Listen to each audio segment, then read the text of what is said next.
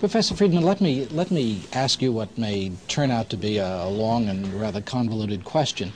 You've said that the objectives of the people who have created Social Security programs, of the people who want to provide for the aged, who want to provide for the poor, who want to achieve objectives that have been identified with minimum wage and Social Security, that the objectives were valid, and you share them.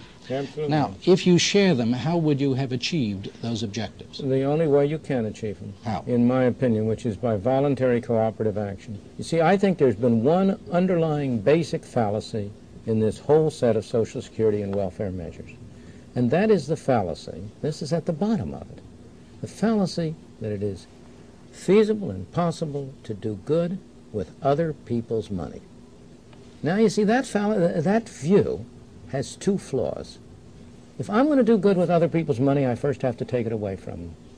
That means that the welfare state philosophy of doing good with other people's money, at its very bottom, is a philosophy of violence and coercion. It's against freedom, because I have to use force to get the money.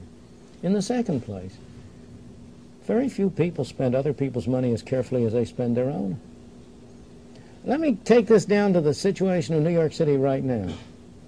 About 6 or 7 or 8 years ago, I've forgotten when it was, John Kenneth Galbraith, in an article he wrote in the New York Times magazine section, said, there are no problems in New York City that would not be solved if the New York City budget were twice what it is now. Now, the New York City budget has since then something like tripled, and all the problems are worse. Why?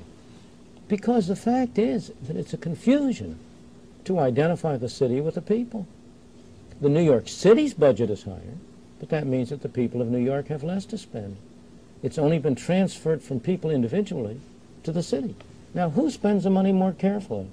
The city civil servants or people who are spending their own money?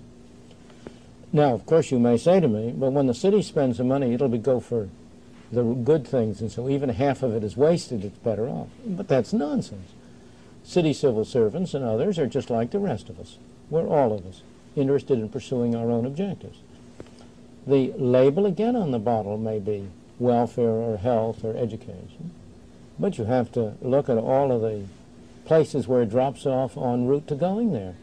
There are lots of other things that can be accomplished under those titles, and the fact is that no larger a fraction of the money that the city spends goes to good things. Let me illustrate in a very concrete way. A major problem in New York City is housing. Why? Because of bad governmental policy. Rent control, which was continued in New York after World War II, in the only city in the country where it was continued, everywhere else it was dropped. It has caused enormous abandonment of houses, eroding the tax base. Public housing, governmental subsidy to housing, so that people who occupy it have no incentive to maintain it. If you had eliminated the government from the housing market and left that money in the hands of the people themselves, the housing situation in New York today would be far better than it is. Professor Friedman, I would like to ask you what you mean by in the hands of the people. You use that I notion. mean you and me. I mean the people who pay the taxes, who finance the activities which government engages in. If I take Social Security, I mean instead of having a tax of something like 12%, not quite that, on every worker, up to a maximum limit. Mm-hmm. It's regressive.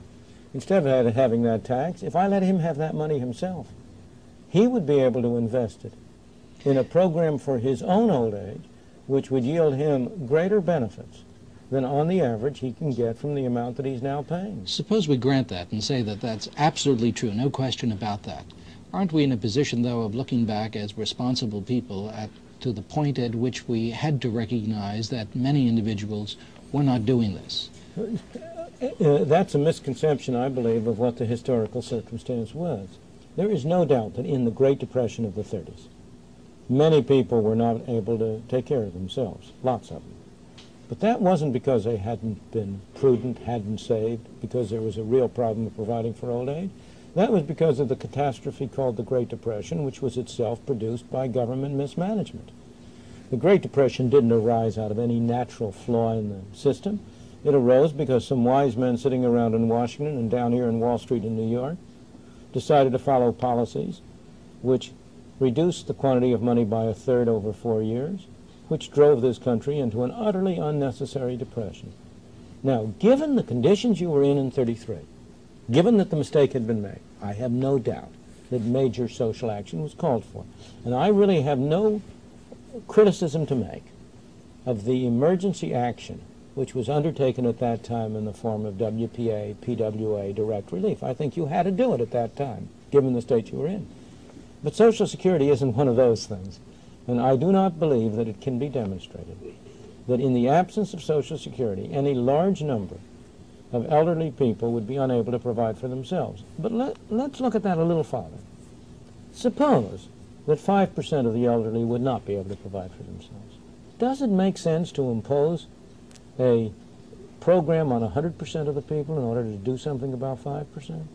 Does that really make sense? You see, that's the great defect in this line of thinking, is that the ideas that have been behind the direction we've been going in is that the people are children who have to be looked after by their paternal, by the intelligent intellectuals and governmental officials who can take care of them. That Big Brother is in Washington, and he has to look after people.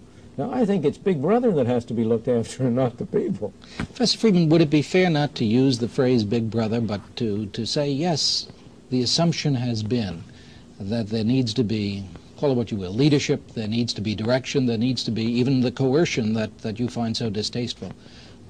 Is it so totally unfair to say that we didn't live in a paradise even before the mismanagement that you claim brings about the Depression? We didn't live in a paradise, but there is no period in human history in which the ordinary man,